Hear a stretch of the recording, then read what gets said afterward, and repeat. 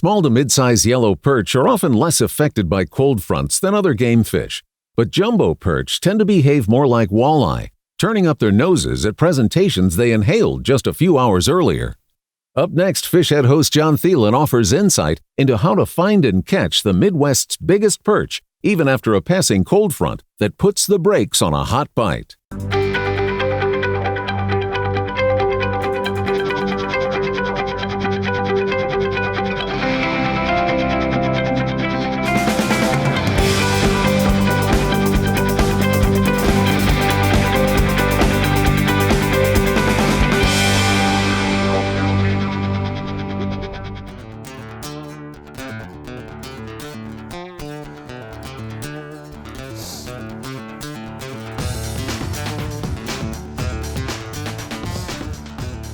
Boy, you get down there and they come up, look at that quick, holy smokes.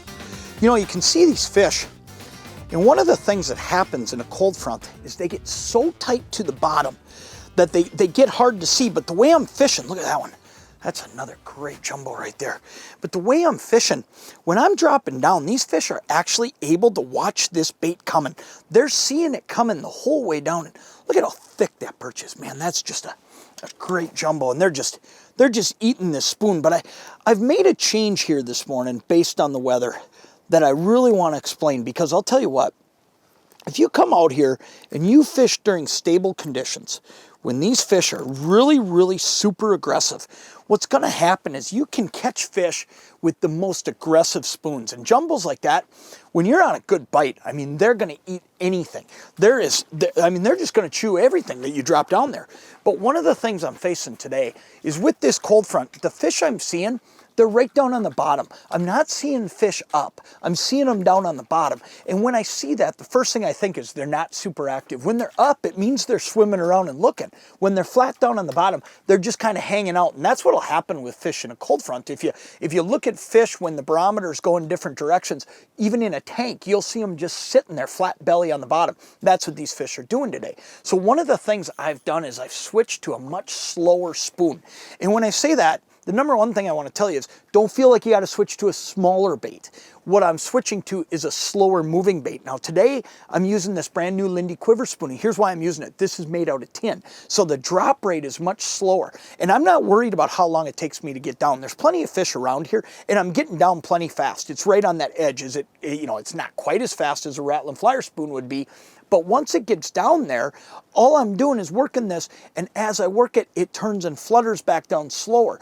Anything moving slower in a cold front is going to trip these fish's trigger a lot more than something really aggressive that's dropping really fast. So don't feel like the first thing you got to do in a cold front with perch is go to a smaller bait. That's not necessarily true.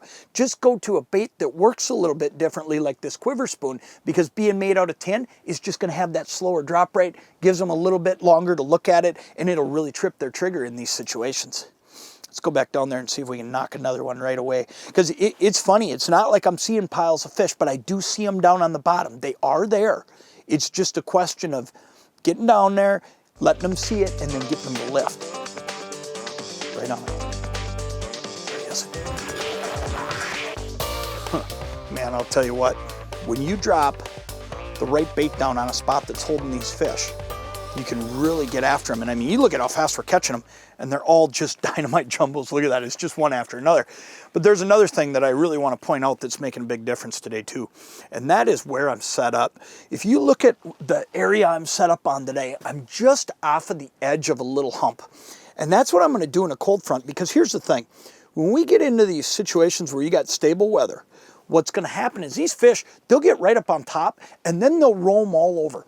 But in these cold front situations, when you can find the fish that are just off the edge, they're just sitting there. So now I've just got piles of them. I mean, they're on my screen, they're flat down on the bottom. Every time I drop down, they see that spoon coming down and they just come up and hit it. And I mean, I'm catching them just one after another every time I drop that spoon because I'm on a pile of fish. But the key is, I'm not up on that feeding flat. Now, I will bet you money there's a few fish up there. There's always going to be some fish roaming around and feeding in an area like that. But here's the thing. The majority of them in a cold front are just off of that edge. And when you find the concentration, and some days it might mean drilling a fair amount of holes to find exactly where they are, because perch school in large schools most often. They're not like walleyes.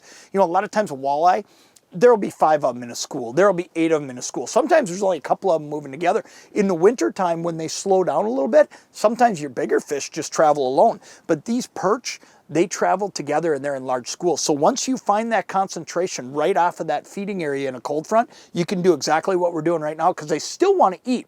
They're just not actively going and chasing. So if you put it in front of them, you can catch them.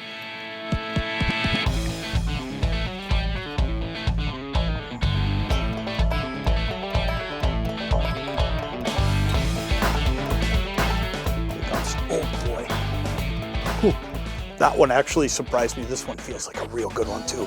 That one really surprised me how hard he came up, and I think this one might be the biggest one of the day, the way he's fighting, or else he's just fighting harder than the others. Oh yeah, wait till you see this giant. Look at that fish. That is an absolute giant. That's what you can do though when you're in a situation like this. I'll tell you what. Like I said earlier, I was going walleye fishing today. I'll tell you what, I might have been thinking wrong from the get-go because this might even be more fun, but I'll tell you what, you get yourself in one of these situations. You can go out and just shift gears. Shift gears from a standpoint of, number one, the species you're fishing. Just go ahead and change. Switch over to something more like these perch that are going to be a lot more willing in this cold front. But then do this too. Shift how you would fish. If you'd normally come out here and get them with really aggressive baits, don't necessarily switch to something totally different. Go ahead and stay with those spoons.